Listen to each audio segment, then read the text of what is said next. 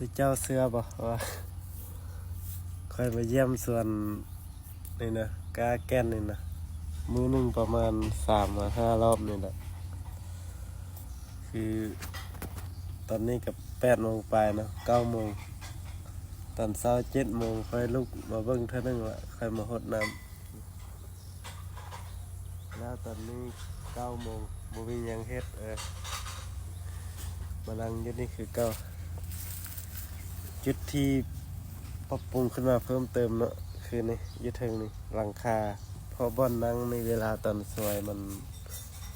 ร้อนค่อยคิดบ่ออกตอนทวิตค่อยเราไปตัดงาไม้ตัวนี้ออกเห็นบ่ส่วนไม้ตัวนี้มันก็เลยบ่ห่มนี่เพราะว่าค่อยอยากให้เรียกกามันรับแสงแดดก็เลยว่าตัดออกแต่มาตั้งโต๊ะอยู่นี่แล้วมันร้อนก็เลยว่า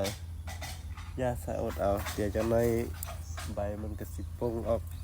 ตัวนี้ก็สิโป่งออกแล้วงาตัวปลายตัวนี้ก็สิโป่งออกแล้วมันสิคุมเองเขาไม่อยากให้มันหุ้มตัวนี้ลายย่านมัน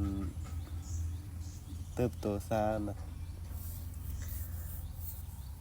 ผู้ที่เคยกล้าคอมเมนต์บอกเลยดูว่าจักมือจักเว้นมันจึงสีออกแต่ดูว่าเขาเอิ้นว่าหยังก็หางตุ๊กแกตีนตุ๊กแกว่ามันอย่างอันมันออกจาวนะได้ฮู้คอมเมนต์บอกเลยได้ค่อยจังบ่ได้ท่าดนนะบ่ได้เบิ่งหลายเทื่อแต่ละมือแล้วมันแย่งเศร้าแย่งแรงความหวังของการกลับบ้านสิเกิดหรือว่า